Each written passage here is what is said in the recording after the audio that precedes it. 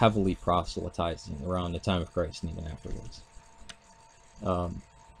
But you have this Talmudic tradition. I don't buy the claims of the Karaites. I stick with the branch that comes off the Pharisees. I don't think the Karaites are from the Sadducees. I think the Sadducees died off, as did other groups. But other groups got enveloped by the Talmudic Jews, the ones who claim that they're from the Pharisees. Now, this is just what happened. And some reacted against that, and from Islamic Spain we get the Karaites. Now, there are other additions to Judaism after Khazaria. How much importance you want to put on that, whatever, but we see from Central Russia comes the Kabbalah. And the central part of that being the Zohar.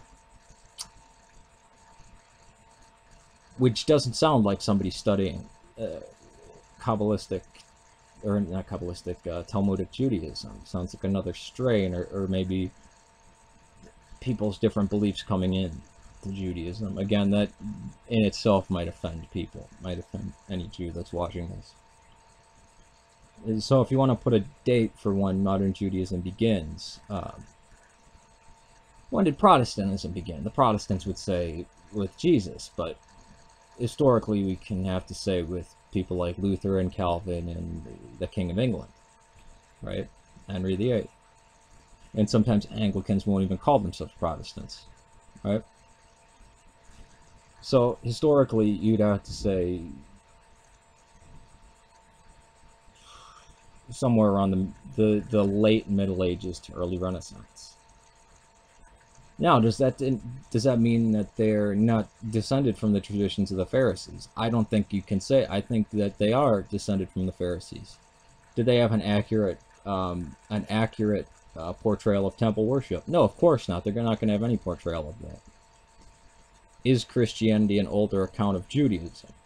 Of a faction that broke away from Judaism, or the Orthodox and the Catholics would see a continuation of the correct Israelite way and coming back out of corruption, which is what the Talmud did too. I mean, they saw the fall of the temple and they said that we were doing something wrong, so they tried to correct themselves. So when the Ethiopians paint the carrying of the ark, and they have these guys that look like they're from Crown Heights with the hats, wearing all black and white and the curls, or Jesus Christ Superstar portraying the Jews with the curls and the wearing all black, or as if they would follow the. I mean, if you say, "Oh, Moses wrote this down," it didn't write this down, but everybody knew it was the oral law, except the Samaritans don't know it. This group of Jews don't know it. The Yemenites don't seem to know anything about this. The Ethiopians don't seem to know anything about this. Not even the Jews in Andalusia seem to know about this. The Persian Jews just have an inkling of this, even though the schools of the Talmud are right there. But the earliest copy that we have is from 1352. So it's like over 2,000 years after Moses, or probably 3,000 more like. But no, we don't see any inference that these came from him, and the earliest sources are criticizing these new traditions because people are saying, we know your grandfather added this, or we know this was a reaction to Antiochus Epiphanes. That's a little of a damper on that. Now, does that mean none of their traditions come from there? No. I think some of them are pretty ancient. So I don't think the Karaites are correct, and I don't think, at least not 100%.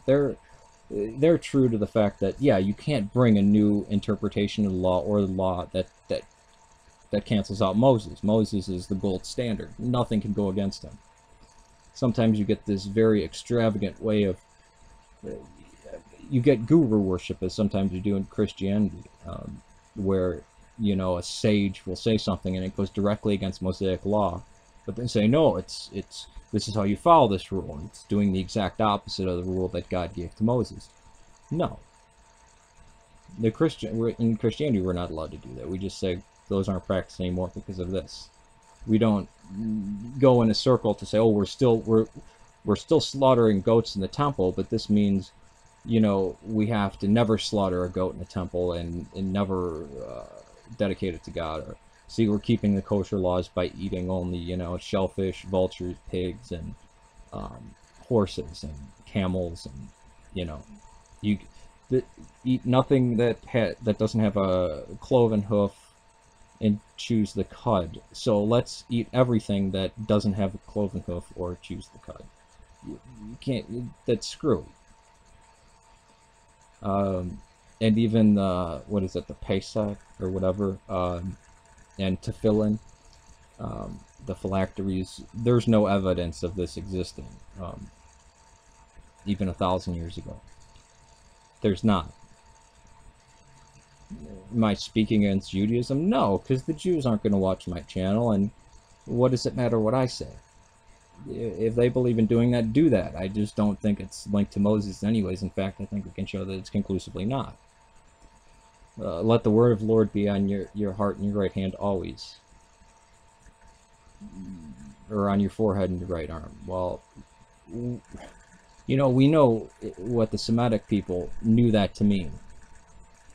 And we know that, you know, somebody in, you know, somebody speaking Bulgarian in a very vulgar society would misinterpret that in this way, because the right hand didn't mean the right hand in the same way, and the forehead didn't mean the forehead in the same way. And in fact, those are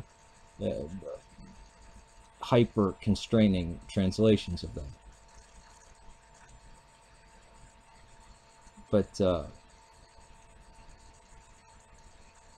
in a sense, I wouldn't put it as old as 600, but there are vital elements that I would put that date from Hasmonean times. And I mean, anybody who says the Hasids are any older than 400 years are fooling themselves, because that's even older than they claim to be. There was nobody walking around. I mean, the idea of wearing black pants, a black coat, and a white shirt being a sign of being a Jew is not ancient in any respect.